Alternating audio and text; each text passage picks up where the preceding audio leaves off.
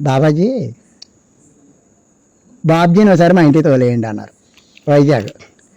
నీ కారులో వద్దు లక్ష్మీనారాయణ, నీ కారులో వద్దాడు. నేను ఎందుకు చెప్తున్నాను ఆడు. శ్రీను నువ్వును తమ్ముడును మన కారు వేసుకుని వెళ్ళిపోండి, వైజాగ్ రమ్మంటున్నారు, ఎందుకు లక్ష్మీనారాయణ మీ ఎదురు వెళ్ళిపోండి అన్నారు. బాబాజీ నా కోసం మీ కారు ఎందుకండి, వాళ్ళ కిలో కూర్చొని పోతాను, నాకు కారే కావాలండి. నీకు తెలదరా, నీకు వెళ్తావు, నా దగ్గర ఉంటున్నావు కదా, నా కారులో వెళ్ళి నీకే నేనని కారు తోలుతాడు. అవన్నీ తెలిసి వైజాగ్ అంతా నీకు తెలపోనానా వెళ్ళు అన్నారు. మరి బాబాజీ వెళ్ళమన్నప్పుడు వెళ్ళాలి కదా, వెళ్ళిపోయామండి. వెళ్ళి బాబాజీకి పెద్ద అప్పంది ఇలా వైజాగ్ ఇలా ఎక్కుతున్నాం, లక్ష్మీనారాయణ గారి ఇంటికి వెళ్ళి దారిలో బాబాజీ సైట్లో కూర్చున్నారు దిమ్మ మీద. అలా దిమ్మ, ఆ దిమ్మ మీద కూర్చొని కుడికోలు వేసుకుంటారు, ఎడంకోలు కదా, బాబాజీ ఇలా వేసుకుని ఇలా ఇలా అన్నారు. అన్నయ్య బాబాజీ అలా అన్నారు. అరే తమ్ముడు నిజమేరా అని కారు ఆపించిందని అలాగే నేను దిమ్మదాకి వెళ్ళావు అంతే. ఇలా అన్నాం కళ్ళు మూసుకుని, అక్కడ కనపడ్డావు ఇక్కడ కనపడుతున్నావా అని అన్నాం అంతే. కనపడలేదు మాకు. అన్నయ్య మన పని అయిపోయింది ఇంటికి పోదాం అన్నాను. మన పని అయిపోయింది అన్నయ్య ఇంటికి పోదాం, లక్ష్మీనారాయణ గారి ఇంటికి మనకు పని లేదన్నాను. కాదు బాధపడతారు కదా, సరే అయితే వెళ్దాం అన్నాడు. వెళ్ళాము. వెళ్ళిన తర్వాత చెరుకు 500 ఇచ్చాడు అతను.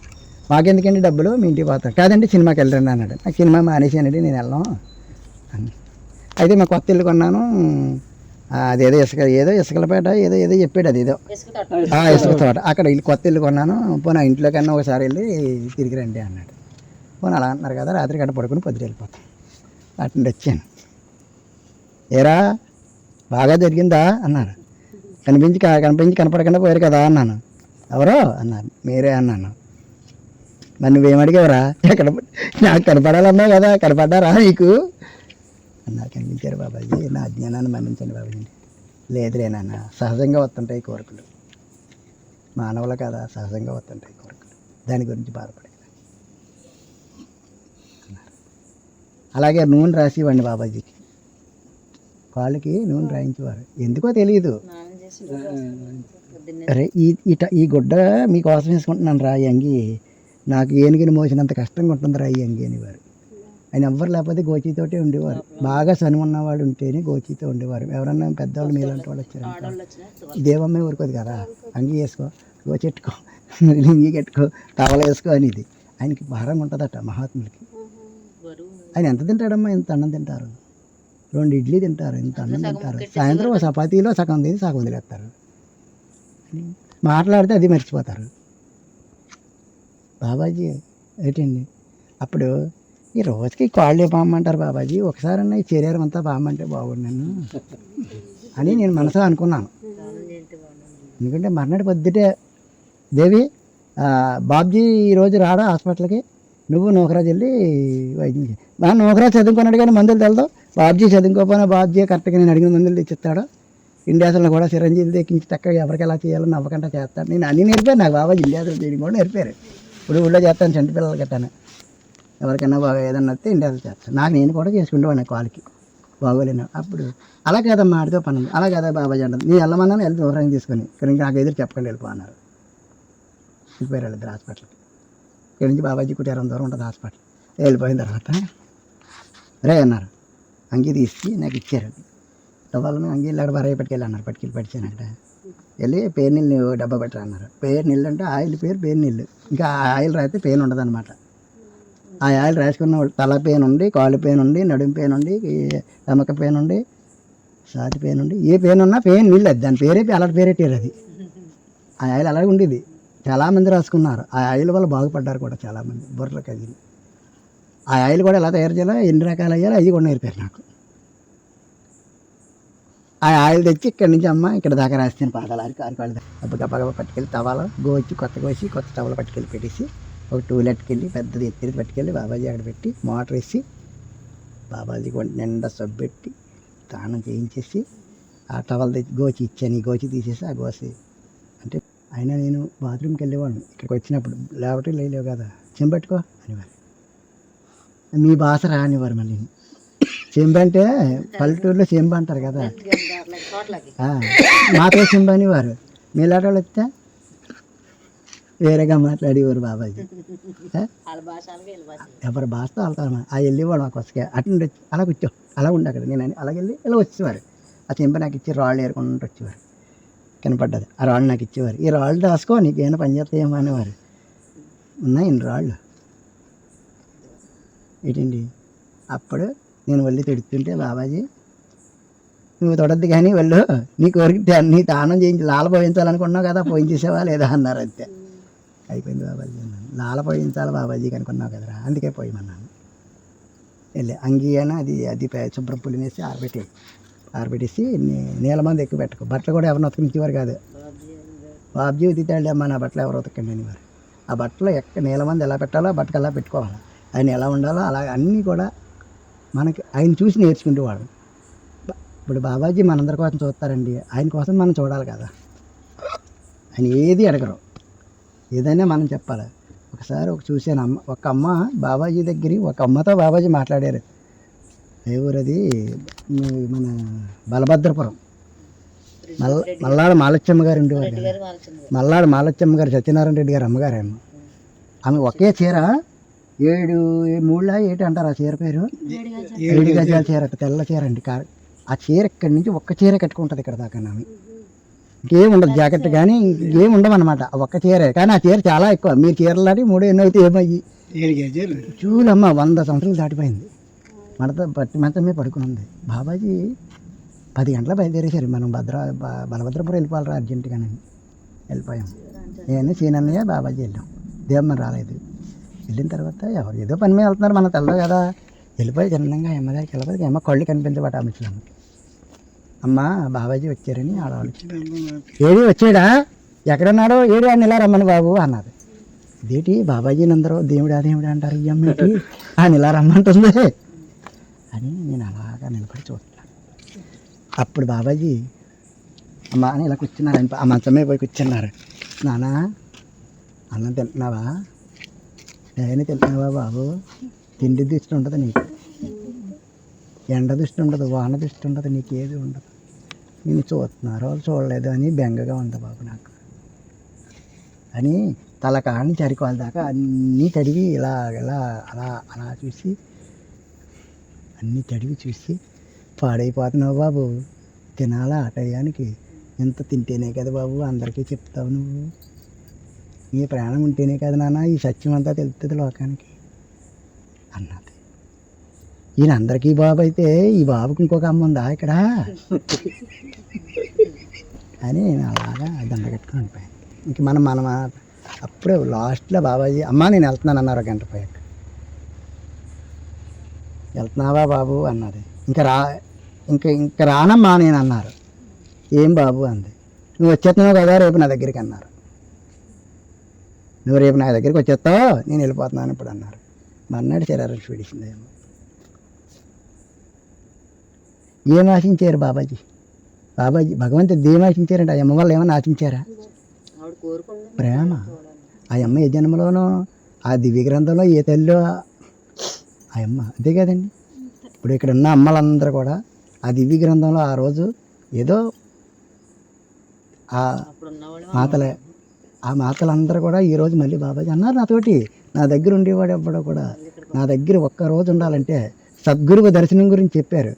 10,000 సంవత్సరాలు ఏకదాటిగా తప్ప చేస్తే సద్గురువు యొక్క దర్శనం నీకు దొరకదట. మరి దివ్య పురుషుడి దర్శనమే మనకు దొరికింది. మనం ఎన్ని రోజులు తప్పు చేసాం లేదు. ఆజ్ఞలో మనకి ఇచ్చారు వాగ్దానం. నేను అంతిమలో వచ్చినప్పుడు మళ్ళీ ఇప్పుడు ఉన్న వాళ్ళందరూ వస్తారన్నారు. ఈరోజు అందుకే మనం వచ్చాం కాబట్టి ఆయన చెప్పింది చెయ్యాలి. పైసా కూడా పెట్టి పోయేటప్పుడు పట్టుకెళ్తారండి. అడవిలో పోయేవాడికి ఏమన్నారు బాబాజీ, వజ్రాల మూట వైద్యుర్యాలు ఉన్నా అన్నమే కావాలి. ఎడారిలో తిరిగేవాడికి ఎన్ని రత్నాల రాశులు బంగారు ధనధాన్యాలు ఉన్నా జలమే కావాలి. ఈ ప్రాణానికి ఇంత అన్నం కావాలి, తాగడానికి నీళ్ళు కావాలి, శరీరానికి ఒక గుడ్డ కావాలి, ఉన్నాక ఒక నీడ కావాలి. పోయేనాడు ప్రశాంతంగా ఇంట్లో పోవడం మార్గం కావాలి.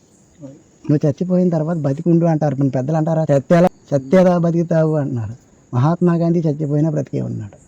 క్రీస్తు చచ్చిపోయినా బ్రతికే ఉన్నాడు. రసూలు వారు చచ్చిపోయినా బతికే ఉన్నాడు. శ్రీరామచంద్రుడు చచ్చిపోయినా కానీ బతికే ఉన్నాడు. శ్రీకృష్ణ పరమాత్మ కూడా బతికే ఉన్నాడు. అంటే మనం గౌరవించున్నాం కాబట్టి మనం కూడా వాళ్ళతోటే పోల్చారు బాబాజీ. పోల్చారా లేదండి? ఏమన్నారు బాబాజీ? పూజ నమాజీ ప్రార్థన జ్ఞానములని నా సన్నిధిని చేరును. మసీదులో చేసే నమాజులు, చర్చిల్లో చేసే ప్రార్థనలు, దేవాలయాల్లో చేసే పూజలు, హిమాలయాలు చేసే తపస్సులు అన్నీ నా జనికి. కానీ జ్యోతిని ధ్యానించేవాడి భూమి మీద తారామండలం మన సూర్య చంద్రుని పోలు ఉంటారటాడు. వీళ్ళకి పిచ్చాకిచ్చాడు. జ్యోతిని ధ్యానించేవాడికి, జ్యోతిని పూజించిన వాడికి తారామండలం సూర్యుడితో, సూర్యభగవానుడు ఎలాగైతే ఉన్నాడో సూర్యభవనాలు సూర్యగోళం చూపించారు. నాకు మృత్యువుని చూపించారు. ఇవన్నీ ఎందుకు చూపించారంటే చెప్పమని వారు. నువ్వు ఏదైనా చూస్తేనే కానీ చెప్పవు, అందుకే చూపిస్తున్నాను. మరి నాకు చిరంగా ఉంటాయా బాబాజీ మీకు చూపించినవి అంటే ఉంటాయిరా. అందులో ఒకడున్నాడు ఎలా అన్నొకడు, వాడు అందులో భద్రపరుస్తాడు, అవసరమైనప్పుడు తీస్తారు. అవన్నీ దివ్యగ్రంథం చదివితే ఇప్పుడు తెలుస్తుంది. బాబాజీ మాటలు ఇలాగా అంటున్నారు, అందులో ఎవడో ఉన్నాడు అంటున్నారు, మళ్ళీ భద్రపరిచి బొరలో ఎవడు ఉంటాడు, అడవారు చోరీ చేస్తున్నాడు అన్నవారు. ఎవడు చేస్తున్నాడు అసలు అప్పుడు తెరలు కాదండి మాకు, ఇప్పుడు తెలుస్తుంది. దివ్యగ్రంథం చదువుతుంటే తెలుస్తుంది. జ్ఞానమై ఉన్నదట అందులోని. వ్యాస భగవానుడు అండి. వ్యాసుడు అంటే జ్ఞానం రా, అక్షరం నేర్పేవాడు రాని వారి బాబాజీ. బాబాజీ అంత గొప్ప వ్యక్తి. బాబాజీ ఎవరిని పిలిచేవారు తెలుసా? ఒక పని వస్తే వాళ్ళని ఎవరికి చెప్పరు ఆయన. మనం తప్పు చేసినా క్షమించారు బాబాజీ, కానీ మహాత్ములు తప్పు చేస్తే కఠినమైన శిక్ష ఇస్తారు. ఈ ఆశ్రమాన్ని డెవలప్మెంట్ చేయడానికి మా ముందే పిలిచారు బోయిజబ్బని. ఏ ప్రభు క్రీస్తు ఎక్కడున్నావు, 7 సంవత్సరాల్లో కొంత డెవలప్మెంట్ చేయన్నారు. రోడ్డు ఏమన్నారు, మట్టి రోడ్డు. వెంటనే మొండి జగన్నాథం గారు అదేడిది బుల్టాక్టర్ కిందకి వెళ్ళిపోయింది, అండర్ గ్రౌండ్లోకి వెళ్ళిపోతుంది, తీసిపోయి కిందకి వెళ్ళిపోతుంది. ఎవరో చెప్పారు యశ్వసం జ్యోతిర్మయపురం అమరపూర్ అట్లా కొత్త ఆశ్రమం కట్టాడు, అక్కడ బాబా గారు ఉన్నారు, ఆయన ఆశీర్వాదంతో వస్తుందట. ఆయన వచ్చాడు చెప్పాడు, ఇన్ని కోట్లు అండి నాది ఇలా దిగిలిపోతుంది. సరే నీది నేను పైకి తెస్తాను, నాకు నువ్వేం చేస్తావు అన్నారు. మీరేం చెప్తారు, నువ్వు ఆయిల్ అది నువ్వు వద్దుగా నేను వస్తాను, కానీ నీ బళ్ళు తెచ్చి నా రోడ్డు వేయించన్నారు. మట్టి రోడ్డు చేస్తానని మాట ఇచ్చాడు. అతను వెళ్ళాడు, బండి వచ్చేసింది, తెచ్చేసి లారీలు అవి తెచ్చాడు, ఆయిల్ బాబాజీ కొట్టించారు, రోడ్డు వేసి చూపించాడు. మన ఇంటికాడ ఒక పైరు కూడా కట్టాలన్నా, చిన్నది ఏదో గోడ పోయింది కట్టాలంటే రోజులు పట్టేస్తాయి. మళ్ళీ పడతాయా పట్టవండి? మన ఇంటి దగ్గర పనికి రోజులు పడతాయా పట్టవా? మీరు 100 సార్లు చెప్తేనే కానీ మగవాళ్ళు ఇలా పని చేయించరు అంటారు. అంటే మరి బాబాజీ ఎంత పని చేయించారు అతని చేత. ఒకసారి అన్నం బియ్యం అయిపోయాయి, ఆదివారం నాడు ఎక్కువ చేస్తారు సీతారాంపురం ఆశ్రమానికి. అది ఎంతమంది వస్తారో తెలుసు చూడండి. ఇందాక ఎలా వచ్చేసారు భోజనం టయానికి, అప్పుడు దాకా ఎవరు లేరు. నిన్న అలాగొచ్చారా, ఈరోజు అలాగొచ్చారా? అక్కడ కూడా ఆదివారం అవ్వదు, పల్లెటూరులు కదా, ఆశ్రమంలో భోజనం పెడతారని వచ్చేసారు. బువ్వ కోసం కొందరికి బువ్వే పెద్ద కష్టం అండి. ఒక పూట గడిస్తే గడిచింది అనుకుంటాం, కొందరికి అలా కాదు, కొందరికి అలాగే ఉంటుంది పాపం. ఎందుకంటే వాళ్ళు కష్టపడాలి కదా. ఒక పూట గడితే ఆ బియ్యం ఉంటే మర్నాడు తింటామన్న ఆలోచనలో ఉంటారు. ఆదివారం వస్తే మరి ఎంత వండుతామో మాకు తెల్లాలో వండడమే, తిని కూడా తినడమే, మజ్జిగ చాలాపోతే నీళ్ళు వేయడమే, పప్పుచారు చాలాపోతే ఓడిచిన గింజ అందులో వచ్చి ఉప్పు కలిపేసి మళ్ళీ పొయ్యి పెట్టి చేయడమే. బాబాయ్తో చెప్పడమే, బాబాయ్ ఇది చేసే మనం కొని తినేసేవారు. మీలాంటి వాళ్ళకి వేసింది సరే, ఏం వేసిండారు బాబు ఇది ఎంత బాగుంది అనేవారు. అప్పుడు బియ్యం అయిపోయండి, తెల్లారితే ఆదివారం బాబాజీ బియ్యం అయిపోయి మధ్యాహ్నం చెప్పాను, కానీ ఆయన ఏదో దృష్టిలో ఉన్నారు. మళ్ళీ సాయంత్రం చేసి ఆ చిన్న రోడ్డు ఉంటుంది ఇలా అడ్డాకి, అటు ఇటు నడుతున్నారు. రే అన్నారు, బాబాజీ వచ్చాను, బియ్యం ఏదో చెప్పావు కదా మధ్యాహ్నం అన్నారు. బియ్యం అయిపోయాయి బాబాజీ అన్నారు. అవును బియ్యం కదా అయిపోయి, ఎన్ని ఉన్నాయి అన్నారు. ఒక తవడో 2 తవలు ఉంటాయి బాబాజీ. మొత్తం అయిపోయా? అయ్యే అయిపోయాయి బాబాజీ. మీరు బాబా ఎక్కడ ఉన్నావయ్యా, 2 బత్తాలు పంపించేవి అన్నారు. అంతే, ఒక మాటే అంటారు ఆయన అనేసి సర్లే చెప్పాను మెహర్బాబాకి, బాబాజీ తెస్తారులే వెళ్ళు అన్నారు అని వెళ్ళిపోయారు. కరక బాబులు గారు గులిగొండ, మన వాసన్ని గారి బంధువులే వాళ్ళు. 2 బత్తాలు 2 క్వింటాలు 100 కేజీలు క్వింటాలు ఎర్రవారం దాకా ఆటో బస్సు మీద తెచ్చి ఎర్రవారం నుంచి మళ్ళీ రెచ్చాకి వేసుకొని ఆ రెచ్చ కూడా ఆ దారి అంటే నడిపించబోయి వెనకాల తోసుకొని ఊగురుకొని చెమట కట్టుకొని మేము టీ తాగి టైర్ తెచ్చేసాడండి. తెచ్చేస్తే బాబులన్నయ్య బియ్యం ఎప్పుడు తెచ్చావంటే, రాత్రి మనోజ్ నేను కలిసి అలా పడుకున్నాను తమ్ముడు, పడుకున్నా కానీ మీ ఎదున అంది బాబా గారు బియ్యం ఇస్తానన్నావు కదా ఎప్పుడెట్టుకెళ్తావు అంది. అంటే పట్టుకెళ్దాంలే అన్నాను. భోజనం ఏమంది మరి ఏమనుకుంటా వెళ్దాం, నువ్వు తెల్లారి కొద్దిగా ఆశ్రమాన్ని బియ్యం పెట్టి పోవాలి కుదరతా అంది. ఇంకా వాళ్ళు చెప్పిన తర్వాత తినాలి కదా తమ్ముడు, వాళ్ళు ఆపేసి తాగాలి కానీ మనం తెచ్చేసాను అన్నాడు. బాబాయ్ ఇలా అన్నారని అన్నారా వదిన, అయితే అందుకే వదిన అలా చెప్పుంటుంది. చూసారా 2 గుంతాలు అన్నం వండాం, పప్పుచారు కాసాం. 50 మందే వస్తారు నాన్న మన భక్తులు అన్నారు. 600 మంది వచ్చారు మీటింగ్కి. మన కుటుంబంలో పెళ్ళికి అయితే మన వాళ్ళు పిలిచిన వాళ్ళు వస్తారు. దేవుడి పెళ్ళికి ఊరందరూ వచ్చేస్తారు. దేవుడి పెళ్ళికి ఊరందరూ సమానం. నువ్వు ఎందుకు వచ్చి అడగడానికి లేదు కదండి. వచ్చేస్తారు, ఒకళ్ళు వచ్చేస్తున్నారు, కూర్చున్నారు. బాబాజీ 1 గంట దాకా ఉపన్యాసం ఇచ్చి పెట్టేయండి భోజనాలు అంటున్నారు మమ్మల్ని. నేను వెనకాలకి వెళ్ళి, బాబాజీ 2 గంటలు 50 మందికి కదా, 600 మంది ఉన్నారు. ఆహా అదా, అందుకే నేను నాకెళ్ళి అలా చూస్తున్నావు. నువ్వు నాకు చెప్పాలి కదా, నేను ఎంతసేపు ఏ బియ్యం ఎన్ని ఉన్నాయి, నీకు అది ఎన్ని ఉన్నాయి చూడను కదా నేను. అరే ఆయన చూడరు కదండి, ఆయన ఏదో కార్యక్రమంలో ఉంటారు, చూడాలంటే చూస్తారు, అది దృష్టితో చూడాలా, చూస్తే తెలిసిపోద్ది, చూడరు కదా. సరే రెడీ సార్ ఇలా అయ్యా, ఆ అన్నం కాడుండు, అందరూ తినేదాకా అక్కడ ఉండి సరిపెట్టి, ఆ మిగిలిన తర్వాత ఆ గిన్నెలో ఎంత వేసి పెట్టారా నేను తింటాను అని ఇలా చేయి చూపించేస్తారు. ఈ బుద్ధి బాబాజీ ఎవరికైనా సరే చూడండి, చెయ్యి ఇలా చూపించి తీస్తారు.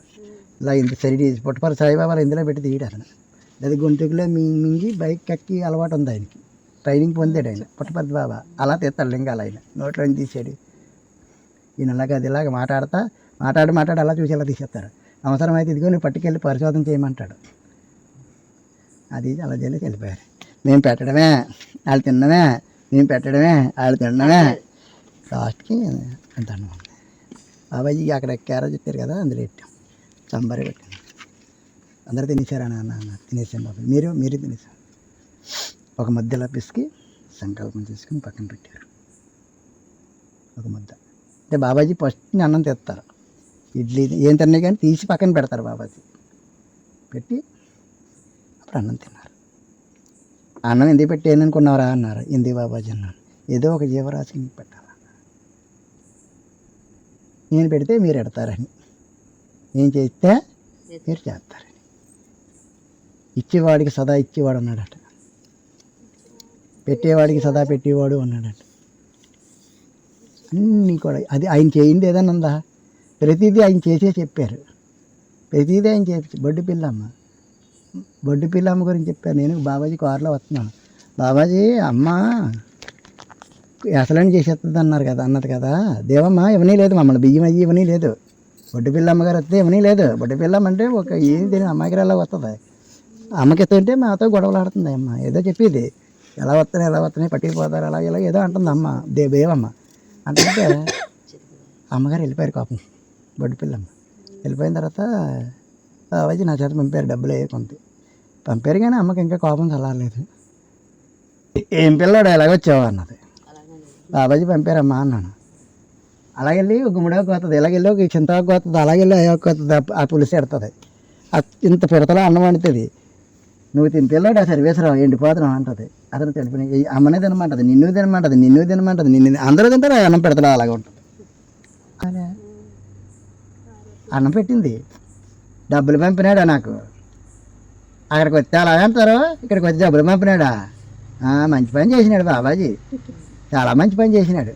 కారులో తిరుగుతున్నారు కదా పుర్రామని, ఒకసారి అసలు చేయించేస్తే ఏడు తెలుస్తుంది అన్నారు. అన్న తర్వాత నేనేం మాట్లాడలేదు. అమ్మ దగ్గర నేనేం మాట్లాడతాం మనం, అమ్మ చెప్పింది ఊకెట్టింది. నన్ను బాగా చూస్తారు కదా, వెళ్ళిపోయాను. 4 గంటలకు 6 అదలండి అయిపోయింది, బలిగట్ల విరిచిపోయాను. బాబాజీ సీనాన్ని కారెళ్ళకి ఉద్దేశారు ఎవరు, మామూలుగా కాదు, బిజ్జి మీద కింద పోవాలట. బాబాజీ అలా ఆపారట, అమ్మ ఆపన్నారట. అంటే అదే కారులో అలా ఉండి నర్సీపట్నం ఫోన్ చేసి 10 నిమిషాల్లో కారు తెప్పించారు బాబాజీ. కారు తెప్పించి ఆ కారులో వచ్చేసి వెంటనే సీతారాంపురం మళ్ళీ ఇంకా నువ్వు కారు బాగా చేసుకుని బాబాజీ ఎరా బుడ్డి పిల్లమ్మ కాడికి వెళ్ళాను బాబాజీ. ఏమన్నది అన్నారు, కారు అసలేం చేస్తుంది అన్నదా అమ్మ అన్నాడు బాబాజీ. రేపు ఏం పట్టుకెళ్ళి నీకు తెలుసు కదా, అన్నీ ఒక కాడ పెట్టు, లాలెడ్డారు వీలెడ్డారు ఏం లేదు, నీకు నేను ఆర్డర్ ఇస్తాను, అలా నడితే నీకు చూసుకో, నాకు చెప్పక ఇంకా అలాంటికి పట్టుకెళ్ళి ఇచ్చేసి వచ్చాయి. ఇంకో డబ్బులు కూడా కావాలంటే డబ్బులు తలకాడ ఉన్నాయి, ఎంత పట్టుకెళ్తావు పట్టుకెళ్ళి ఇచ్చాయి. బిర్జీ మీద కారు అసలు అయిపోయిందిరా, బిర్జీ మీద దూకేసిన కిందకి. బాబాజీది ఏమిటంటున్నారు, బాబాజీ కారు బిర్జీలో కింద పోయింది అంటారు, నేను పోనుకోవాలి నాకు అన్నారు. అన్న తర్వాత మళ్ళీ అలాగే వస్తున్నాం బాబాజీ. అది అయిపోయిన తర్వాత బాబాజీ బొడ్డు పిల్లమ్మ ఎప్పుడో మీకు బాబాజీ అమ్మను పట్టించుకోలేదారు కదా, బాబాజీ పుట్టినరోజుకి గాజువా కొండ మీద భక్తులు అందరూ నన్ను పట్టించుకోలేదు, మీరు పుట్టినరోజు ఎలా చేసుకుంటారని 3 రాళ్ళు అట్టుకెళ్ళి పెట్టిందంట అక్కడ సంకల్పం చేసి. ఈ వంట వండుతుంటే అన్నం ఉడికిది కదట, పులిసి అవ్వేది కదట, కూర అవ్వేది కదట, ఆ ఉపన్యాసం చెప్దామంటే ఆడి నోరు వచ్చేది కదట, ఈ బాబాజీ తానం చేద్దామంటే ఏదో చిరాకు వచ్చేసిందట. రైలు వచ్చే 1-2 అయిపోతుందట. ఈ భక్తులేమో కంగారు పడిపోతుంటే అప్పుడు బాబాజీ అన్నారట. 5 నిమిషాలు ఆగని ధ్యానంకి వెళ్ళి వస్తానని తలిపేసి చూస్తే అమ్మ రాళ్ళు ఎడేసిందంట. సంకల్పం చేసింది ఏం కదలకూడదని.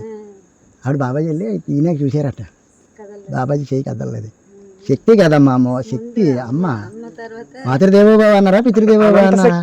అనంత శక్తి. అనంత శక్తి కదా, మాతృదేవోభవ కదా అంటున్నాం. బాబాజీ ఏమని వారు అమ్మ గురించి, వినాయకుడిని మట్టి బొమ్మ చేసి అయితే ప్రాణం వచ్చే లేదురా. బిడ్డని కనియేటప్పుడు తల్లి మన చిన్నప్పుడు నలుగు పెట్టేవారు, మనకి పండగలకి నలుగు పెట్టేవారు, గుర్తుందా? మన పెద్దవాళ్ళు మామూలుగా పెట్టేవారు కాదు, తొక్కి పెట్టి పెట్టినట్టు పెట్టేవారు ఒంటికి నలుగు. అలా నలిగిపోయి నిన్ను కంటది నాన్న, సాగు దాకా వెళ్ళిపోయి వస్తుందట వెనక్కి, అంతనా నలిగిపోయి బిడ్డని కన్నాకి. అలాంటి తల్లి రుణము తీర్చుకోకపోతే నువ్వు ఇంకేం చేస్తావు? అలా కన్నది అంతేగాని అంటే పుట్టలేదు. ఆడు మట్టిలా కలిగిపోయి నలుగు పెట్టి నలుగులా నలిగిపోయి తల్లికి అన్నది. అందుకే తల్లికి అంత తెలివిచ్చాడు అన్నారు. అప్పుడు అలాగే కానీ బాబాజీ మరి పిల్లలు ఎలా పెంచారు బాబాజీ, మీరు ఎప్పుడు బాబాజీ అవే అని అంటున్నారు కదా, మరి అన్నయ్య వాళ్ళు చిన్నప్పుడు అంటే ఇప్పుడు కళ్ళ నీళ్ళు తెచ్చి చెప్పారు. నేను అది బొడ్డుపల్లి బ్రిడ్జి కింద, నర్సీపట్నానికి బొడ్డుపల్లికి మెయిన్ బ్రిడ్జి ఉంది, ఆ బ్రిడ్జి కింద ఉండేవారట బాబాజీ. సాయంత్రం 5 గంటలకి టార్చ్ లైట్, బలిఘట్టం కాదు నర్సీపట్నానికి బొడ్డుపల్లికి మధ్యలో బ్రిడ్జి ఉంటుంది, ఇప్పుడు ఉంటుంది ఆ బ్రిడ్జి. మట్టి పాత్ర పట్టుకొని కర్ర పట్టుకుని టార్చ్ లైట్ వేసుకుని ఇలా లింగి అన్న ఒక టవలోనో అమ్మా అన్నం పెట్టు అని అడిగేవారట.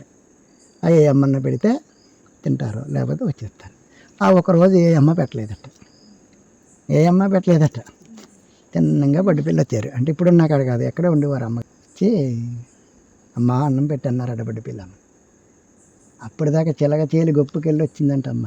ఇష్టం ఎవరికి తెలదరా నాన్న, జగన్మాత అయింది కూడా మాయ చేసి ఎప్పుడు చేయలేదు, శ్రమపడి కష్టపడి పెంచుకుంది బిడ్డల్ని.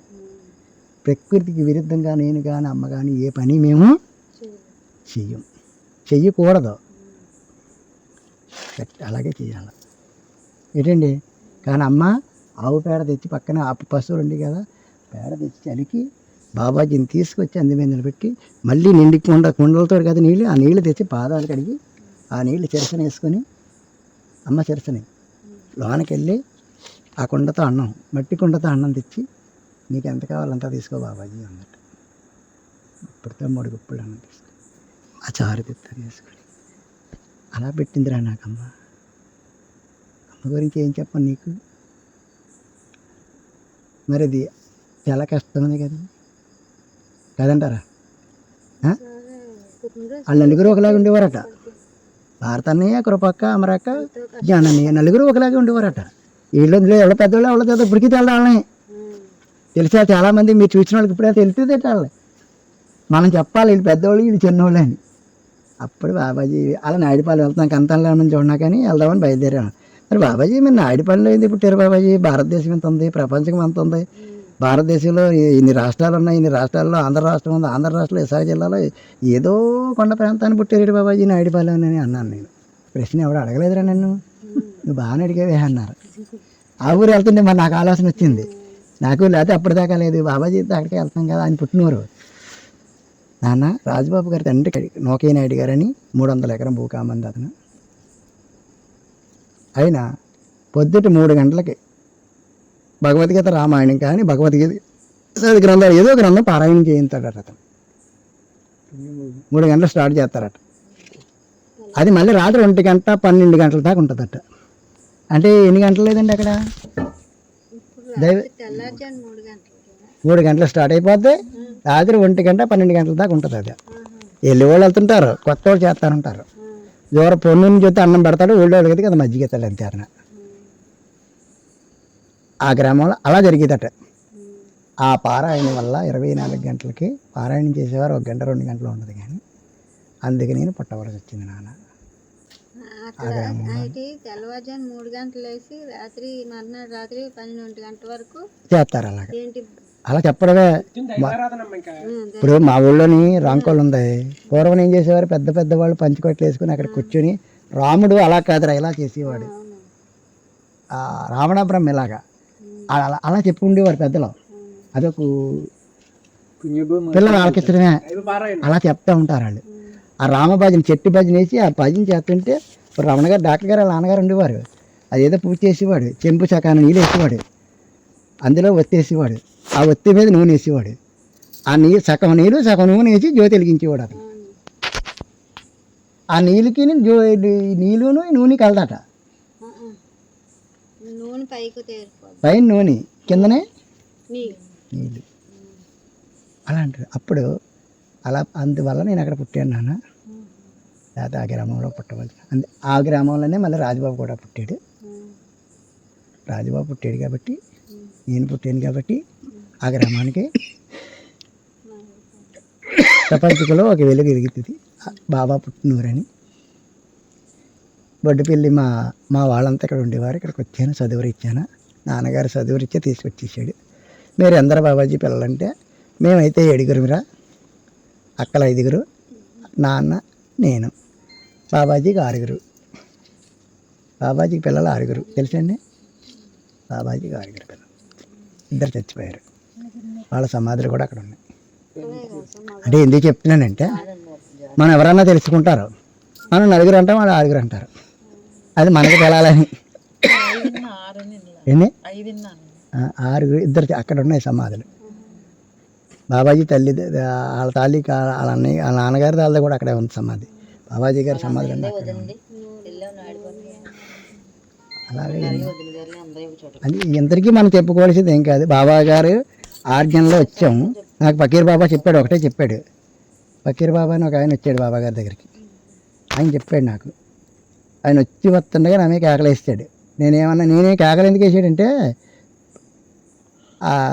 బాబాజీ లోన్ ఉన్నారు, ఆయన బయట ఉన్నారు, నేను నీళ్ళు ఇచ్చాను, చెంపుతో కడుక్కోమని కాళ్ళకి ఎత్తుకొని నీళ్ళు ఇచ్చిన తర్వాత నీళ్ళు తాగి తీసుకున్నాడు, కాళ్ళు కడుక్కున్నాడు, మంచినీళ్ళు ఇస్తే మంచినీళ్ళు తాగాడు. బాబా గారితో చెప్తానండి మీరు వచ్చారని పిలుస్తానన్నాను అంతే. నావేం ఇంకా సార్ అగ్గిజాల్లో వచ్చేస్తానండి ఆమెకి. ఆయన ఎవరనుకున్నావు, ఆయన ఏంటనుకున్నావు, ఆయన ఎందుకు పిలిచి ఓడిపోయిపోయావా, అతను నువ్వు రమ్మని ఓడిపోయిపోయావా, ఏ అంటున్నాడు, ఇదేంటి బాబు నేనేమన్నాను, ఇతను ఏమంటున్నాడో పిలిచి ఓడిపోయిపోయావు అంటున్నాడు ఏంటి. అతను ఎవరనుకున్నావు, ఈ సర్వసృష్టిని నిర్మించిన సృష్టికర్త, అతను నువ్వు పిలుస్తావా, అతను నువ్వు రమ్మంటావా అనేవాడు. ఈ లెవెల్లో బాబా గారు బయటకు వచ్చారు. ఆనందం ఆగన్నారు. అతను ఫకీర్ బాబా అని అన్నారు, బాబాజీ ఏమో ఆనందం ఆగన్నారు. ఆగని దా అన్నారు. అంటే బాగానే వచ్చే బాబాజీ నన్ను కొట్టిలా ఉన్నాడో ఏదో బాధ నాకు అని అనుకున్నాను. నిలబడ్డా రా అన్నారు అతను నన్ను. అంటే రారా అన్నారు బాబాజీ. బాబాజీ అలా బీగిలా కూర్చున్నారు. ఆయన ఇలా కింద కూర్చున్నాడు, నేను ఇలా కూర్చున్నాను. చెప్పు ఎందుకు వచ్చావు అన్నాడు. భారతదేశంలో ఆడపిల్లలకు పెళ్ళిళ్ళు అవ్వలేదు బాబాజీ. ఎక్కువగా ఆడపిల్లల యొక్క పెళ్ళిళ్ళ గురించి తల్లిదండ్రులు చాలా ఇబ్బందులు పడుతున్నారు బాబాజీ. కట్నాలు ఎక్కువైపోయి, దానివల్ల మీరు ఇస్తే డబ్బన్నా ఇవ్వాలా, లేదంటే కట్నం లేకుండానే చెయ్యాలా. ఆయన చూడు ఎలా అడిగాడు. ఇస్తే అలా వాళ్ళ సమస్య తగ్గట్టు డబ్బన్నా ఇవ్వాలా, లేదంటే కట్నం లేకుండానే చెయ్యాలా. ఇది మెయిన్ చెయ్యాలి బాబాజీ అన్నాడు. ఓకే చేస్తాను నాన్న అన్నారు. ఎక్కువగా ముడుకులు పట్టేస్తున్నాయి బాబాజీ, ప్రతి వాడికి అది కూడా చూడండి బాబాజీ అన్నాడు. సరే అన్నారు. మూడో కోరుకుంది అన్నారు. యావత్ ప్రపంచం ఎలా ఉంటుందో నాకు తెలియదు, కానీ నా భారతదేశాన్ని మాత్రం మీరు కాపాడాలి తండ్రి అన్నాడు.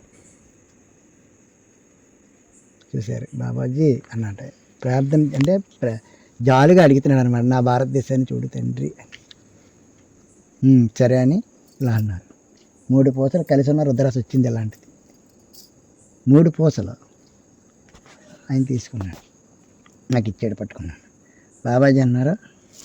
ఇలా చూసి ఇందులో చెప్తుందండి ఈ బూది తెల్లగా ఇలాగైతే ఇస్తారు బాబాజీ, కానీ ఆయనకి అలా తీయలేదు, ఇలా అన్నారు అంతే. అలా పెట్టిన దాంట్లోంచి వచ్చేస్తుంది ఈ బూది దార కింద. ఆ దార కింద వస్తే అతను 2 చేతులు ఇలా పెట్టాడు. ఈ చేతిలో పెట్టింది ఓ పేపర్ పట్టుకొచ్చాను, పరిగెట్టేది నేను. మరి నాకు అలవాటు ఉంది కదా పేపర్లో కట్టడం. అది ఆ పేపర్లో వేసి ఈ పేపర్ కింద నెడేసాను నేను, నాకు తెలియక. కింద నెడితే మళ్ళీ గొడవ తీసేయండి ఆమెకి. అంత శక్తివంతుడు, నాకేమో దివ్య ప్రసాదం ఇచ్చాడు. నేను అతన్ని దర్శించుకోవాలని ఎన్నో రోజులు బట్టి ఏడుతున్నాను. ఈ రోజుకి రమ్మని సంకల్పం చేశారు. ఆ ఈ బూత్ కిందనే వేసావు, ఆ భూమి శక్తి లాగేసుకుంది ఆ శక్తిని అని నా మీద కలబడిపోతాడు. ఏది మధ్య చేస్తుంటే చెడు చేస్తుంది అతని దగ్గర ఆదల పోదామంటే ఉండమంటాడేంటి అనుకుంటే బాబాజీ అన్నారు.